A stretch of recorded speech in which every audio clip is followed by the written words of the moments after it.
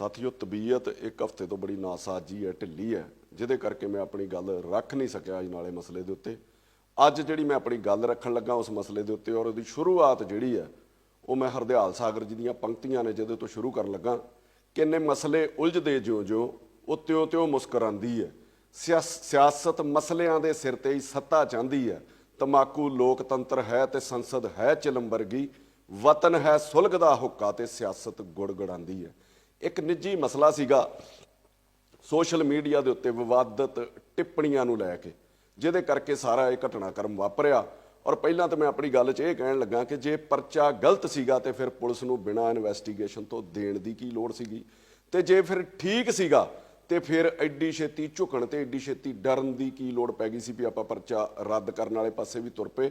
ਔਰ ਸਿਰਫ ਇੱਕ ਸੋਸ਼ਲ ਮੀਡੀਆ ਦੀ ਲੜਾਈ ਕਿੱਥੋਂ ਦੀ ਕਿੱਥੇ ਪਹੁੰਚ ਗਈ ਔਰ ਸਾਰੇ ਪੰਜਾਬ ਦਾ ਜਿਹੜਾ ਮਾਹੌਲ ਖਰਾਬ ਕਰਕੇ ਰੱਖ ਦਿੱਤਾ ਗਿਆ। ਔਰ ਜਿੰਨੇ ਵੀ ਇਹਦੇ ਵਿੱਚ ਆਪਣਾ ਯੋਗਦਾਨ ਪਾਇਆ, ਮੈਂ ਕੱਲੇ ਦੀ ਗੱਲ ਰੱਖੂੰਗਾ। ਸਭ ਤੋਂ ਪਹਿਲਾਂ ਜਿਹੜਾ ਅੱਗ ਦੇ ਵਿੱਚ ਜਿਹੜਾ ਘਿਓ ਪਾਇਆ ਉਹ ਸਾਰ ਰਵਨੀਤ ਸਿੰਘ ਬਿੱਟੂ ਨੇ ਪਾਇਆ। ਜਦੋਂ ਪਰਚਾ ਹੋ ਜਾਂਦਾ ਅੰਮ੍ਰਿਤਪਾਲ ਦੇ ਉੱਤੇ ਤੇ ਬਿੱਟੂ ਵੱਲੋਂ ਉਕਸਾਇਆ ਜਾਂਦਾ ਕਿ ਛੋਟੇ ਜਿਹੇ ਪਰਚੇ ਤੋਂ ਛੋਟਾ ਜਿਹਾ ਬੱਚਾ ਡਰ ਗਿਆ, ਜਿਹਦੇ ਤੋਂ ਬਾਅਦ ਇਹ ਸਾਰਾ ਘਟਨਾਕ੍ਰਮ ਹੁੰਦਾ। ਔਰ ਸਭ ਕੁਝ ਹੋਣ ਤੋਂ ਬਾਵਜੂਦ ਵੀ, ਸਭ ਕੁਝ ਹੋਣ ਦੇ ਬਾਅਦ ਵੀ ਬਿੱਟੂ ਜੀ ਉਹਦੇ ਤੋਂ ਬਾਜ਼ ਨਹੀਂ ਆਏ। ਉਹ ਕੱਲ ਫੇਰ ਆਪਣੀ ਇੱਕ ਵੀਡੀਓ ਦੇ ਵਿੱਚ ਕਹਿ ਰਹੇ ਸੀਗੇ ਕਿ ਤੇਰੇ ਕੋਲ ਜੇ 5-5 ਗੋਲੀਆਂ ਵਾਲੀਆਂ ਰਫਲਾਂ ਤੇ ਆ ਮੇਰੇ ਕੋਲ ਤੇ ਜਿੰਨੀਆਂ ਗੋਲੀਆਂ ਵਾਲੀਆਂ ਰਫਲਾਂ, ਤੈਨੂੰ ਪਤਾ ਵੀ ਨਹੀਂ ਲੱਗਣਾ, ਤੇਰੇ ਪੱਲੇ ਹੀ ਕੁਛ ਨਹੀਂ ਹੈਗਾ। ਦੂਜਾ ਉਹ ਉਕਸਾ ਰਹੇ ਸੀਗੇ ਜਿਹੜਾ ਗੁਰਪਤਵੰਤ ਪੰਨੂ ਜਿਹੜਾ ਬਾਹਰ ਬੈਠਾ ਕਿ ਪੰਨੂ ਤੇਰੇ ਪੱਲੇ ਕੁਛ ਨਹੀਂ ਰਹਿ ਗਿਆ, ਹੁਣ ਤੇਰੇ ਨਾਲੋਂ ਵੀ ਵੱਡਾ ਗੁੰਡਾ ਆ ਗਿਆ, ਉਹ ਤੇਰੇ ਨਾਲੋਂ ਅੱਗੇ ਨਿਕਲ ਗਿਆ। ਔਰ ਉਹਦੇ ਨਾਲ ਅੱਗੇ ਕੀ ਕਹਿੰਦੇ ਨੇ ਉਹ ਕਿ ਮੈਂ ਲੁਧਿਆਣੇ ਤੋਂ ਤੁਰ ਪਿਆ ਸੀਗਾ ਜਦੋਂ ਇਹ ਨਾਲੇ ਦੇ ਵਿੱਚ ਇਹ ਸਾਰੀ ਘਟਨਾ ਹੋ ਰਹੀ ਸੀਗੀ, ਪਰ ਮੈਨੂੰ ਪਤਾ ਲੱਗਾ ਕਿ ਉਹ ਥਾਣੇ ਚੋਂ ਨਿਕਲ ਗਿਆ। ਸਾਰੀ ਦੁਨੀਆ ਨੂੰ ਪਤਾ ਕਿ ਉਹ ਅਗਲੇ ਦਿਨ ਤੱਕ ਅਜਨਾਲੇ ਦੇ ਵਿੱਚ ਰਿਹਾ ਔਰ ਆਪਣਾ ਬੰਦਾ ਛਡਾ ਕੇ ਲੈ ਗਿਆ। ਸੋ ਰਵਨੀਤ ਬਿੱਟੂ ਜੀ, ਫੋਕੇ ਫੈਂਟਰ ਜਿਹੜੇ ਉਹ ਨਾ ਮਾਰਿਆ ਕਰੋ। ਜੇ ਆਉਣਾ ਹੀ ਸੀਗਾ ਤੇ ਆ ਜਾਂਦੇ, ਫਿਰ ਲੁਧਿਆਣੇ ਤੋਂ ਅਜਨਾਲੇ ਆਉਂਦਿਆਂ ਕਿਹੜਾ ਵੀਜ਼ਾ ਲੈਣਾ ਪੈਣਾ ਸੀਗਾ ਵੀ ਜਿਹੜਾ ਤੁਹਾਡੇ ਕੋਲ ਆਇਆ ਨਹੀਂ ਗਿਆ, ਉਸ ਤੋਂ ਬਾਅਦ ਵੀ ਕਿਤੇ ਆ ਜਾਂਦੇ। ਤੁਹਾਡੇ ਕੋਲ 100 ਗਨਮੈਨ ਹੈ ਤੇ ਤੁਸੀਂ ਇਹ ਮੁੱਦਾ ਭੜਕਾਉਂਦੇ ਹੋ 100 ਗਨਮੈਨ ਲੈ ਕੇ। ਤੁਸੀਂ ਆਮ ਜਨਤਾ ਦਾ ਵੀ ਸੋਚਿਆ ਕਰੋ ਨਾ ਕਿ ਲੋਕਾਂ ਦੇ ਹਾਲਾਤ ਕੀ ਹੋ ਜਾਂਦੇ ਨੇ, ਲੋਕਾਂ ਦੇ ਵਿੱਚ ਡਰ ਕਿੰਨਾ ਫੈਲ ਜਾਂਦਾ, ਲੋਕਾਂ ਦੇ ਵਿੱਚ ਮਾਹੌਲ ਕਿਸ ਤਰ੍ਹਾਂ ਦਾ ਹੋ ਜਾਂਦਾ। ਔਰ ਦੂਜੀ ਚੀਜ਼ ਮੈਂ ਅੰਮ੍ਰਿਤਪਾਲ ਨੂੰ ਕਹਿਣਾ ਚਾਹੁੰਦਾ ਕਿ ਬਹੁਤ ਛੇਤੀ ਤੇ ਬਿਨਾਂ ਕੁਰਬਾਨੀ ਤੋਂ ਤੇ ਬਿਨਾਂ ਜਾਣੇ ਪਛਾਣੇ ਲੋਕਾਂ ਨੇ ਤੈਨੂੰ ਆਪਣਾ ਲੀਡਰ ਮੰਨ ਲਿਆ ਯਾਰ। ਸੋ ਮਾਨ ਸਨਮਾਨ ਜਿਹੜਾ ਤੈਨੂੰ ਮਿਲਿਆ ਵਾ ਉਹਨੂੰ ਸੰਭਾਲ ਕੇ ਰੱਖਣ ਦੀ ਲੋੜ ਹੈ, ਇੱਕ ਵੱਡੇ ਆਗੂ ਵਾਂਗੂ। ਔਰ ਆਪਣੇ ਮਨ ਦੇ ਵਿੱਚੋਂ ਹੰਕਾਰ ਆਪਣੇ ਮਨ ਚੋਂ ਕੱਢ ਕੇ ਚੱਲ ਤੂੰ ਭਰਾਵਾ। ਇਹ ਨਿੱਕੀਆਂ ਗੱਲਾਂ ਦੇ ਉੱਤੇ ਐਡੇ ਵੱਡੇ ਹਾਦਸੇ ਕਰ ਦੇਣੇ। ਸਿੱਖ ਦਾ ਦਿਲ ਜਿਹੜਾ ਉਹ ਵੱਡਾ ਹੋਣਾ ਚਾਹੀਦਾ ਵਾ, ਛੋਟੀਆਂ ਗੱਲਾਂ ਤੋਂ ਉੱਪਰ ਜਿਹੜਾ ਉੱਠ ਕੇ ਉਹ ਚੱਲਣਾ ਚਾਹੀਦਾ ਵਾ। ਇਹ ਮੰਨ ਕੇ ਚੱਲੋ ਕਿ ਸੋਸ਼ਲ ਮੀਡੀਆ ਦੇ ਉੱਤੇ ਵੱਖਰਾ ਕਰਾਊਡ ਚੱਲਦਾ ਵਾ, ਜਿਹਦੇ ਅਨੁਸਾਰ ਨਹੀਂ ਬੋਲੋਗੇ ਉਹ ਤੁਹਾਨੂੰ ਥੱਲੇ ਗਾਲਾਂ ਕੱਢਣੀਆਂ ਸ਼ੁਰੂ ਕਰ ਦੇਣਗੇ। ਉਹ ਨਹੀਂ ਵੇਖਣਗੇ ਤੁਹਾਡੀ ਮਾਂ ਅੱਗੇ ਵਹਿੰਦੀ, ਉਹ ਨਹੀਂ ਵੇਖਣਗੇ ਤੁਹਾਡੀ ਭੈਣ ਵਹਿੰਦੀ ਹੈ। ਉਹਨਾਂ ਦਾ ਇਸ ਚੀਜ਼ ਨਾਲ ਕੋਈ ਲੈਣਾ ਦੇਣਾ ਨਹੀਂ ਹੁੰਦਾ। ਉਹਨਾਂ ਨੂੰ ਤਾਂ ਇਹ ਲੱਗਦਾ ਵੀ ਜੋ ਬੋਲਣਾ ਸਾਡੇ ਅਨੁਸਾਰ ਹੀ ਬੋਲਿਆ ਜਾਵੇ। ਔਰ ਦੂਜੀ ਚੀਜ਼ ਇਹ ਵੀ ਤੁਹਾਨੂੰ ਮੰਨਣਾ ਪਊਗਾ ਕਿ ਜੇ ਤੁਹਾਨੂੰ ਆਪਣੀ ਗੱਲ ਰੱਖਣ ਦਾ ਅਧਿਕਾਰ ਹੈ, ਤੁਸੀਂ ਬਾਰ-ਬਾਰ ਡੈਮੋਕ੍ਰੇਸੀ ਦਾ ਹਵਾਲਾ ਦਿੰਦੇ ਹੋ, ਫਿਰ ਆਪਣੀ ਗੱਲ ਰੱਖਣ ਦਾ ਸਾਰਿਆਂ ਨੂੰ ਅਧਿਕਾਰ ਹੈ, ਪਰ ਸੱਭਿਅਕ ਤੌਰ ਦੇ ਉੱਤੇ ਕਿ ਚੰਗੀ ਭਾਸ਼ਾ ਦੇ ਵਿੱਚ। ਦੂਜੀ ਚੀਜ਼ ਮੈਂ ਤੁਹਾਨੂੰ ਕਹਿਣਾ ਚਾਹੁੰਦਾ ਅੰਮ੍ਰਿਤਪਾਲ ਕਿ ਮੈਂ ਤੇਰੇ ਜਿੱਡਾ ਲੀਡਰ ਤਾਂ ਨਹੀਂ ਮੰਨਦਾ ਭਰਾਵਾ ਆਪਣੇ ਆਪ ਨੂੰ। ਪਰਚੇ ਮੇਰੇ ਤੇ ਵੀ ਹੋਏ 7-8, ਕੁਝ ਝੂਠੇ ਵੀ ਹੋਣਗੇ, ਕੁਝ ਸੱਚੇ ਵੀ ਹੋਣਗੇ, ਪਰ ਮੈਂ ਆਪਣੇ ਨਿੱਜੀ ਫਾਇਦੇ ਲਈ ਨਾ ਤੇ ਕਦੀ ਲੋਕਾਂ ਨੂੰ ਵਰਤਿਆ ਤੇ ਨਾ ਕਦੀ ਧਰਮ ਦਾ ਸਹਾਰਾ ਲਿਆ। ਹਾਂ, ਮੈਂ ਮੰਦਰ ਵੀ ਗਿਆ ਪਰਚਿਆਂ ਲਈ, ਮੈਂ ਗੁਰਦੁਆਰੇ ਵੀ ਗਿਆ, ਮੈਂ ਮਸੀਤੇ ਵੀ ਜਾਂਦਾ ਰਿਹਾ ਔਰ ਬਹੁਤ ਦੂਰ ਤੱਕ ਮੈਂ ਹਵਨ ਵੀ ਕਰਾ ਕੇ ਆਉਂਦਾ ਰਿਹਾ ਵਾਂ। ਆਪ ਚੱਲ ਕੇ ਗਿਆ ਗੁਰੂ ਮਹਾਰਾਜ ਦੇ ਦਰ ਦੇ ਉੱਤੇ, ਨਾ ਕਿ ਰੱਬ ਨੂੰ ਨਾਲ ਚੁੱਕ ਕੇ ਤੁਰਿਆ ਫਿਰਦਾ ਰਿਹਾ। ਫਿਰ ਰੱਬ ਨੇ ਮੈਨੂੰ ਕੱਢਿਆ ਵੀ ਉਹਨਾਂ ਪਰਚਿਆਂ ਦੇ ਵਿੱਚੋਂ, ਉਹਨਾਂ ਮੁਸੀਬਤਾਂ ਦੇ ਵਿੱਚੋਂ। ਦੂਜੀ ਚੀਜ਼, ਇੱਕ ਪਾਸੇ ਤੁਸੀਂ ਕਹਿ ਰਹੇ ਹੋ ਕਿ ਪਰਚਾ ਸਾਡੇ ਉੱਤੇ ਗਲਤ ਹੋਇਆ ਔਰ ਦੂਜੇ ਪਾਸੇ ਤੁਹਾਡੇ 'ਚ ਹੰਕਾਰ ਕਿੰਨਾ ਬੋਲਦਾ, ਜਿਹਦੇ 'ਚ ਤੁਸੀਂ ਆਪ ਹੀ ਮੰਨ ਰਹੇ ਹੋ। ਤੁਸੀਂ ਦੂਜੇ ਪਾਸੇ ਇਹ ਕਹਿ ਰਹੇ ਹੋ ਕਿ ਜਿਹੜਾ ਸਾਡੇ ਖਿਲਾਫ ਬੋਲੂਗਾ ਅਸੀਂ ਉਹਨੂੰ ਛੱਡਣਾ ਨਹੀਂ। ਫਿਰ ਇਹਨੂੰ ਕਿਵੇਂ ਛੱਡ ਦਿੱਤਾ? ਫਿਰ ਇਹ ਪਰਚਾ ਤੇ ਕੋਈ ਸੱਚਾ ਹੀ ਹੋਇਆ ਹੋਊਗਾ ਨਾ। ਚਲੋ ਇਹ ਪੁਲਿਸ ਦੀ ਇਨਵੈਸਟੀਗੇਸ਼ਨ 'ਚ ਆ ਜਾਊਗਾ, ਪਤਾ ਨਹੀਂ ਪੁਲਿਸ ਦਬਾਅ 'ਚ ਕੈਂਸਲ ਕਰਦੀ ਆ ਜਾਂ ਕੀ ਕਰਦੀ ਆ। ਦੂਜੀ ਗੱਲ, ਤੁਸੀਂ ਕੌਮ ਦੇ ਆਗੂ ਬਣੇ ਸੀਗੇ, 30 ਸਾਲ ਤੋਂ ਜਿਹੜੇ ਬੰਦੀ ਸਿੰਘ ਬੰਦ ਆ ਉਹਨਾਂ ਦੀ ਰਿਹਾਈ ਜ਼ਿਆਦਾ ਜ਼ਰੂਰੀ ਸੀ ਮਾਰਚ ਕੱਢ ਕੇ, ਕਿ ਜਿਹੜਾ ਬੰਦਾ 3 ਦਿਨ ਤੋਂ ਮਹਿਜ 3 ਦਿਨ ਤੋਂ ਜੇਲ੍ਹ ਦੇ ਵਿੱਚ ਬੰਦ ਸੀਗਾ ਉਹਦੀ ਰਿਹਾਈ ਜਿਹੜੀ ਜ਼ਿਆਦਾ ਜ਼ਰੂਰੀ ਸੀ। ਤੁਸੀਂ ਜੇ ਸੱਚ 'ਚ ਕੌਮ ਦੇ ਆਗੂ ਹੋ ਤੇ ਫਿਰ ਬਹੁਤ ਸਾਰੇ ਮੁੱਦੇ ਨੇ ਕੌਮ ਕੋਲ।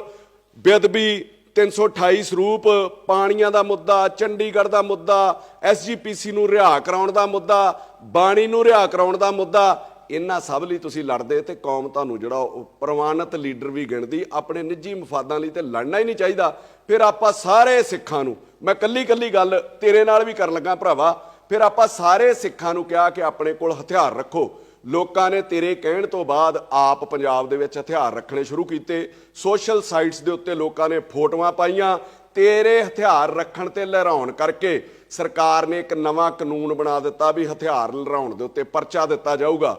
ਔਰ ਉਸ ਨਵੇਂ ਕਾਨੂੰਨ ਦੇ ਤਹਿਤ 300-400 ਬੰਦੇ ਦੇ ਉੱਤੇ ਪਰਚਾ ਦਰਜ ਕੀਤਾ ਗਿਆ, ਜਿਸ 'ਚ ਬੱਚੇ ਵੀ ਨਹੀਂ ਬਖਸ਼ੇ ਤੇ ਜਨਾਨੀਆਂ ਵੀ ਨਹੀਂ ਬਖਸ਼ੀਆਂ। ਉਹਨਾਂ ਦੇ ਪਰਚੇ ਰੱਦ ਕਰਾਉਣ ਲਈ ਜਿਹੜੇ ਤੇਰੇ ਕਰਕੇ ਹੋਏ ਸੀਗੇ, ਆਪਾਂ ਉਹਨਾਂ ਲਈ ਤੇ ਕੋਈ ਰੋਸ ਮੁਜ਼ਾਹਰਾ ਨਹੀਂ ਕੀਤਾ। ਉਹ ਜਿਹੜੇ ਤੇਰੇ ਮਗਰ ਲੱਗ ਕੇ ਅੱਜ ਪਰਚਿਆਂ ਚੁਲਝੇ ਫਿਰਦੇ ਨੇ। ਉਹ ਤੋਂ ਅੱਗੇ ਆ ਜਾਓ ਸੰਦੀਪ ਸੰਨੀ, ਜਿਨੇ ਤੇਰੇ ਭਾਸ਼ਣਾਂ ਤੋਂ ਪ੍ਰੇਰਿਤ ਹੋ ਕੇ, ਜਿਸ 'ਚ ਕਹਿੰਦਾ ਸੀ ਸੋਧ ਦਿਓ, ਫੜ ਲਓ, ਵੇਖਣਾ ਨਹੀਂ, ਉੱਥੇ ਵੇਟ ਥੋੜੀ ਕਰਨੀ ਆ, ਉਹਨੇ ਨੇ ਸੂਰੀ ਨੂੰ ਮਾਰਿਆ। ਉਸ ਸੰਦੀਪ ਸੰਨੀ ਦੀ ਵੀ ਉਸ ਦੌਰਾਨ ਆਪਣੀ ਦੁਕਾਨ ਸਾੜੀ ਗਈ ਔਰ ਬੜੀ ਦੁਨੀਆ ਨੇ ਡਿਮਾਂਡ ਕੀਤੀ ਕਿ ਜੇ ਉਹਨੇ ਮਾਰਿਆ ਤੇ ਉਹਦੇ ਉੱਤੇ ਪਰਚਾ ਹੋ ਗਿਆ। ਜਿਨ੍ਹਾਂ ਲੋਕਾਂ ਨੇ ਦੀ ਦੁਕਾਨ ਸਾੜੀ ਆ ਉਹਨਾਂ ਦੇ ਉੱਤੇ ਵੀ ਪਰਚਾ ਹੋਣਾ ਚਾਹੀਦਾ ਵਾ। ਤੇ ਆਪਾਂ ਤੇ ਸੰਦੀਪ ਸੰਨੀ ਲਈ ਵੀ ਕੋਈ ਧਰਨਾ ਨਹੀਂ ਦਿੱਤਾ ਤੇ ਕੋਈ ਉਪਰਾਲਾ ਨਹੀਂ ਕੀਤਾ ਤੇ ਕੋਈ ਆਵਾਜ਼ ਨਹੀਂ ਚੁੱਕੀ ਤੇ ਕੋਈ ਬਾਤ ਨਹੀਂ ਪੁੱਛੀ। ਆਪਾਂ ਗੱਲ ਤੇ ਖਾਲਿਸਤਾਨ ਕਰਦੇ ਰਹਿੰਦੇ, ਖਾਲਿਸਤਾਨ ਚਾਹੀਦਾ, ਖਾਲਿਸਤਾਨ ਚਾਹੀਦਾ, ਵੱਖਰੀ ਹਕੂਮਤ ਚਾਹੀਦੀ ਆ। ਮੈਂ ਪੁੱਛਣਾ ਚਾਹੁੰਦਾ ਭਰਾਵਾ, ਤੈਨੂੰ ਖਾਲਿਸਤਾਨ ਬਣਾਉਣਾ ਕਿੱਥੇ ਆ? ਖਾਲਿਸਤਾਨ ਹੋਣਾ ਕਿੱਡਾ ਕੁ ਹੈ ਕਿ 2 ਘੰਟੇ ਐਨੂੰ ਤੁਰ ਪੋ, 2 ਘੰਟੇ ਉਹਨੂੰ ਤੁਰ ਪੋ ਉੱਧਰੋਂ, ਤੇ ਖਾਲਿਸਤਾਨ ਤੁਹਾਡਾ ਖਤਮ।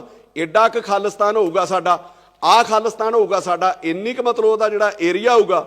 ਅੰਮ੍ਰਿਤ ਸੰਚਾਰ ਤੁਸੀਂ ਕਰਾਉਂਦੇ ਹੋ, ਵਧੀਆ। ਨਸ਼ਾ ਛਡਾਊ ਤੁਸੀਂ ਮੁਹਿੰਮ ਚਲਾਈ ਹੋ, ਵਧੀਆ। ਪਤਾ ਨਹੀਂ ਕਿੰਨੇ ਕੁ ਲੋਕਾਂ ਨੇ ਤੁਹਾਡੀ ਮੁਹਿੰਮ ਤੋਂ ਨਸ਼ਾ ਛੱਡਣਾ ਤੇ ਕਿੰਨਿਆਂ ਨੇ ਅੰਮ੍ਰਿਤ ਛਕ ਕੇ ਜਿਹੜਾ ਉਹ ਨਿਭਾਉਣਾ ਵਾ, ਇਹ ਸਮਾਂ ਦੱਸੂਗਾ। ਮੈਂ ਇਹਦੇ ਉੱਤੇ ਕਿੰਤੂ ਪਰੰਤੂ ਨਹੀਂ ਕਰਦਾ। ਆਪਾਂ ਗੱਲ ਦੇ ਉੱਤੇ ਆਪਾਂ ਚੀਜ਼ਾਂ ਦਾ ਨਿਤਾਰਾ ਤੇ ਕਰੀਏ, ਉਹਦੇ ਰਿਜ਼ਲਟ ਕੀ ਆ ਰਹੇ ਨੇ ਯਾਰ। ਆਪਾਂ ਅਮਿਤ ਸ਼ਾਹ ਨੂੰ, ਮੋਦੀ ਨੂੰ ਗਾਲਾਂ ਕੱਢੀ ਜਾਂਦੇ ਆ ਸਿਰਫ ਇਹ ਸਾਬਤ ਕਰਨ ਲਈ ਕਿ ਮੈਂ ਏਜੰਸੀਆਂ ਦਾ ਤੇ ਕੇਂਦਰ ਦਾ ਬੰਦਾ ਨਹੀਂ ਹੈਗਾ। ਮੈਂ ਤੈਨੂੰ ਇਹ ਕਹਿਣਾ ਚਾਹੁੰਦਾ ਵੀ ਇਹਨਾਂ ਗਾਲਾਂ ਦਾ ਗੁੱਸਾ ਉਹ ਪੰਜਾਬ ਦੇ ਉੱਤੇ ਕੱਢਦੇ ਨੇ। ਦੂਜੀ ਚੀਜ਼, ਮੈਂ ਨਹੀਂ ਤੈਨੂੰ ਕਹਿੰਦਾ ਕਿ ਤੂੰ ਏਜੰਸੀਆਂ ਦਾ ਬੰਦਾ ਵਾ, ਪਰ ਮੈਂ ਤੈਨੂੰ ਇੱਕ ਗੱਲ ਜ਼ਰੂਰ ਕਹਿਣੀ ਚਾਹੁੰਦਾ, ਇੰਨੀ ਕੁ ਮੇਰੀ ਉਮਰ ਤੇ ਇੰਨਾ ਕੁ ਮੇਰਾ ਤਜਰਬਾ ਹੋ ਗਿਆ ਵਾ ਕਿ ਏਜੰਸੀਆਂ ਜਿਹਨੂੰ ਵਰਤਣਾ ਹੁੰਦਾ ਨਾ, ਕਦੀ ਉਹਦੇ ਨਾਲ ਮੀਟਿੰਗਾਂ ਨਹੀਂ ਕਰਦੀਆਂ, ਬਲਕਿ ਉਹ ਮਾਹੌਲ ਹੀ ਇਹੋ ਜਿਹਾ ਕ੍ਰੀਏਟ ਕਰਦੀਆਂ ਔਰ ਮਾਈਂਡ ਹੀ ਬੰਦੇ ਦਾ ਇਹੋ ਜਿਹਾ ਸੈੱਟ ਕਰਦੀਆਂ ਵਾ, ਬੰਦੇ ਨੂੰ ਪਤਾ ਹੀ ਨਹੀਂ ਲੱਗਦਾ ਵੀ ਉਹ ਕਦੋਂ ਏਜੰਸੀਆਂ ਕੋਲ ਵਰਤਿਆ ਗਿਆ ਵਾ, ਕਦੋਂ ਉਹ ਏਜੰਸੀਆਂ ਦੇ ਹੱਥਾਂ ਦੇ ਵਿੱਚ ਖੇਡ ਗਿਆ ਵਾ। ਮੈਂ ਤੈਨੂੰ ਅਲਰਟ ਕਰਦਾ ਕਿ 2024 ਚੋਣਾਂ ਤੱਕ ਤੈਨੂੰ ਏਜੰਸੀਆਂ ਨੇ ਪੀਕ ਦੇ ਉੱਤੇ ਚੜਾਉਣਾ, ਟੀਸੀ ਦੇ ਉੱਤੇ ਖੰਡਗੇ ਔਰ ਚੋਣਾਂ ਤੋਂ ਪਹਿਲਾਂ ਤੇਰੇ ਤੇ ਕਾਰਵਾਈ ਕਰਕੇ ਨਾ, ਜਿੱਦਾਂ ਉਹਨਾਂ ਪੁਲਵਾਮਾ ਵਾਲਾ ਕਾਂਡ ਹੋਇਆ ਸੀਗਾ, ਉਹਦੇ ਸਿਰ ਤੇ ਦੇਸ਼ ਜਿੱਤ ਲਿਆ ਸੀਗਾ, ਇਸੇ ਤਰੀਕੇ ਉਹ ਪੂਰਾ ਦੇਸ਼ ਜਿੱਤਣਗੇ। ਅੰਮ੍ਰਿਤਪਾਲ ਖੁਦ ਸੋਚ, ਜਾਂ ਰੱਬ ਤੈਨੂੰ ਕਿਤੇ ਸਮੱਤ ਬਖਸ਼ੇ, ਜਿਸ ਦਿਨ 2 ਦਿਨ ਦਾ ਸਮਿਟ ਇਨਵੈਸਟਮੈਂਟ ਸੀਗਾ ਪੰਜਾਬ ਦੇ ਵਿੱਚ, ਉਹ 2 ਦਿਨ ਪੰਜਾਬ ਦੁਨੀਆ ਦੇ ਵੱਡੇ ਵਪਾਰੀ ਭਾਰਤ ਦੇ ਵਿੱਚੋਂ ਇੱਥੇ ਆਏ ਸੀਗੇ, ਜਿਨ੍ਹਾਂ ਨੇ ਪੰਜਾਬ 'ਚ ਇਨਵੈਸਟ ਕਰਨ ਦਾ ਸੋਚਣਾ ਸੀਗਾ। ਕੱਲੀ ਤੇਰੀ ਘਟਨਾ ਨਹੀਂ ਹੋਈ ਉਸ ਦਿਨ 2 ਘਟਨਾਵਾਂ ਹੋਈਆਂ ਪੰਜਾਬ ਦੇ ਵਿੱਚ, ਜਦੋਂ ਸਾਰੇ ਵਪਾਰੀ ਪੰਜਾਬ ਦੇ ਵਿੱਚ ਸੀਗਾ। ਇੱਕ ਅਜਨਾਲੇ ਵਾਲੀ ਜਿਹੜੀ ਤੂੰ ਕੀਤੀ, ਦੂਜੀ ਗਵਰਨਰ ਦੀ ਸਟੇਟਮੈਂਟ ਆਉਂਦੀ ਹੈ, ਰਿਫਿਊਜ਼ ਕਰ ਦਿੰਦਾ ਬਜਟ ਸੈਸ਼ਨ ਨੂੰ ਵੀ ਮੈਂ ਬਜਟ ਸੈਸ਼ਨ ਹੀ ਨਹੀਂ ਬੁਲਾਉਣ ਦੇਣਾ। ਕੀ ਉਹਨਾਂ ਵਪਾਰੀਆਂ ਦੇ ਮਨ ਦੇ ਉੱਤੇ ਬੀਤੀ ਹੋਊਗੀ ਤੇਰੀ ਘਟਨਾ ਦੇ ਨਾਲ, ਸਿਕਿਉਰਿਟੀ ਕਰਕੇ ਤੇ ਉਧਰ ਫਾਈਨੈਂਸ਼ੀਅਲ ਸਿਕਿਉਰਿਟੀ ਕਰਕੇ, ਆ ਉਹਨਾਂ ਦੇ ਦਿਮਾਗ 'ਚ ਬਹਿ ਗਿਆ ਹੋਊਗਾ। ਤੇ ਕੀ ਸਵਾਹ ਤੇ ਖੇ ਯਾਰ ਉਹ ਪੰਜਾਬ ਦੇ ਵਿੱਚ ਪੈਸੇ ਲਾਉਣਗੇ। ਇਹਨਾਂ ਦੋਵਾਂ ਘਟਨਾਵਾਂ ਨੂੰ ਅੱਗੇ ਜਾ ਕੇ ਵੀ ਸੋਚ। ਨੈਸ਼ਨਲ ਮੀਡੀਆ ਨੇ ਜਿਸ ਤਰੀਕੇ ਦਿਖਾਇਆ ਕਿ ਥਾਣੇ ਦੇ ਉੱਤੇ ਖਾਲਿਸਤਾਨੀਆਂ ਦਾ ਕਬਜ਼ਾ, ਥਾਣੇ ਦੇ ਉੱਤੇ ਖਾਲਿਸਤਾਨੀਆਂ ਦਾ ਕਬਜ਼ਾ, ਅਜੇ ਤੱਕ ਇਹ ਨਹੀਂ ਸਮਝ ਆਈ ਵੀ ਉਹ ਕਿਹਦੇ ਕਹਿਣ ਦੇ ਉੱਤੇ ਵਿਖਾਇਆ ਗਿਆ, ਕੌਣ ਉਹਨਾਂ ਦੇ ਪਿੱਛੇ ਸੀਗਾ। ਅਜੇ ਵੀ ਆਪਾਂ ਨੂੰ ਸਮਝ ਨਹੀਂ ਆਉਂਦੀ ਵੀ ਪੰਜਾਬ ਨੂੰ ਕਿਤੇ ਨਾ ਕਿਤੇ ਖਤਮ ਕਰਨ ਦੀ ਸਾਜ਼ਿਸ਼ ਚੱਲ ਰਹੀ ਆ ਔਰ ਅਸੀਂ ਪੰਜਾਬੀ ਸਾਰੇ ਹੀ ਸਮੇਤ ਤੇਰੇ ਮਿਲ ਕੇ ਉਹਦੇ ਵਿੱਚ ਯੋਗਦਾਨ ਪਾ ਰਹੇ ਆ ਵੀ ਭਰਾਵਾ ਸਾਨੂੰ ਹੀ ਵਰਤ ਲਓ, ਅਸੀਂ ਤੁਹਾਡੇ ਆਖੇ ਪੰਜਾਬ ਤਬਾਹ ਕਰ ਦਿੰਨੇ ਆ।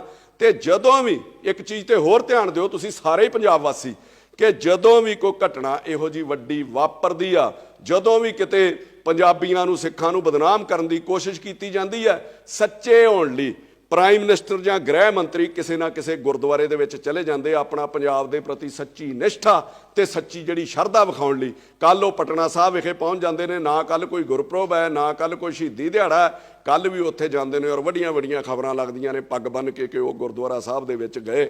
ਇਹਨਾਂ ਸਾਰੀਆਂ ਚੀਜ਼ਾਂ ਤੋਂ, ਇਹਨਾਂ ਸਾਜ਼ਿਸ਼ਾਂ ਤੋਂ ਯਾਰ ਆਪਾਂ ਅਲਰਟ ਤੇ ਹੋਈਏ। ਜੋ ਵੀ ਉੱਥੇ ਹੋਇਆ ਤੇ ਆਪਾਂ ਉਹਦੇ ਪਿੱਛੇ ਤਰਕ ਕੀ ਦਿੱਤੇ, ਆਪਣੇ ਅਨੁਸਾਰ ਹੀ ਆਪਾਂ ਹਿਸਟਰੀ ਬਦਲਣੀ ਸ਼ੁਰੂ ਕਰ ਦਿੱਤੀ ਹੈ, ਆਪਣੇ ਅਨੁਸਾਰ ਹੀ ਆਪਾਂ ਉੱਥੇ ਸਾਰਾ ਕੁਝ ਸੋਚਣਾ ਸ਼ੁਰੂ ਕਰ ਦਿੱਤਾ। ਮੈਂ ਸ਼ੁਰੂ ਕਰਨ ਲੱਗਾ ਵੀ ਜਿੱਥੋਂ ਤੁਸੀਂ ਮਤਲਬ ਉੱਥੇ ਚਾਲੇ ਪਏ ਨੇ, ਤੁਸੀਂ ਆਪਣੇ ਪਿੰਡ ਤੋਂ ਤੁਰਿਓ ਆਪਣੀ ਕਾਰ ਦੇ ਵਿੱਚ ਤੇ ਗੁਰੂ ਮਹਾਰਾਜ ਸਾਹਿਬ ਵਾਲੀ ਜਿਹੜੀ ਗੱਡੀ ਸੀ ਪਾਲਕੀ ਸਾਹਿਬ ਵਾਲੀ, ਉਹ ਤੁਹਾਡੇ ਅੱਗੇ ਜਾਂਦੀ ਹੈ। ਜਦੋਂ ਇਹ ਨਾਲੇ ਪਹੁੰਚ ਜਾਂਦੀ ਹੈ ਤੇ ਪਹਿਲਾ ਬੈਰੀਕੇਡ ਜਿਹੜਾ ਪੁਲਿਸ ਪਾਲਕੀ ਨੂੰ ਅੱਗੇ ਲੰਘਾ ਦਿੰਦੀ ਹੈ ਗੁਰੂ ਮਹਾਰਾਜ ਦੇ ਸਰੂਪ ਨੂੰ, ਤੁਸੀਂ ਪਿੱਛੇ ਪਿੱਛੇ ਤੁਰੇ ਜਾਂਦੇ ਹੋ।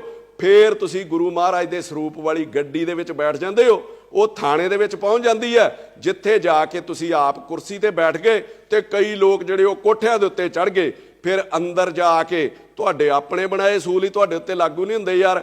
ਆਪਾਂ ਸਾਰੇ ਗੁਰਦੁਆਰਿਆਂ ਦੇ ਵਿੱਚ ਪੰਜਾਬ ਦੇ ਕੁਰਸੀਆਂ ਮੇਜ਼ ਜਿਹੜੇ ਬਜ਼ੁਰਗਾਂ ਲਈ ਰੱਖੇ ਸੀਗੇ ਉਹ ਚੁਕਾ ਦਿੱਤੇ, ਕਈ ਸਾੜ ਦਿੱਤੇ ਗਏ। ਜਿਹੜੇ ਲੋਹੇ ਨਾਲ ਬਣੇ ਸੀ ਤੁਸੀਂ ਉਹਨਾਂ ਬਾਰੇ ਕਿਹਾ ਵੀ ਇਹਨਾਂ ਨੂੰ ਸਾੜ ਦਿਓ, ਇਹ ਜਿਹੜਾ ਲੋਹਾ ਇਹ ਢਾਲ ਕੇ ਦੁਬਾਰਾ ਬਣਨਾ ਚਾਹੀਦਾ, ਕਿਉਂਕਿ ਇਹ ਗੁਰੂ ਮਹਾਰਾਜ ਦੀ ਹਜ਼ੂਰੀ ਦੇ ਵਿੱਚ ਕੁਰਸੀਆਂ ਲੱਗੀਆਂ ਸੀਗੀਆਂ। ਆਹ ਤੁਸੀਂ ਬਣਾ ਦਿੱਤਾ ਵੀ ਕੋਈ ਮੇਜ਼ ਕੁਰਸੀ ਨਹੀਂ ਲੱਗਣਾ ਚਾਹੀਦਾ, ਤੇ ਆਪ ਤੁਸੀਂ ਥਾਣੇ ਦੇ ਵਿੱਚ ਗੁਰੂ ਮਹਾਰਾਜ ਦਾ ਸਰੂਪ ਬਾਹਰ ਹੈ ਤੇ ਕੁਰਸੀ ਦੇ ਉੱਤੇ ਬੈਠ ਜਾਂਦੇ ਹੋ ਕਿ ਤੁਹਾਡੇ ਅਸੂਲ ਵੀ ਤੁਹਾਡੇ ਉੱਤੇ ਕੋਈ ਲਾਗੂ ਨਹੀਂ ਹੁੰਦੇ।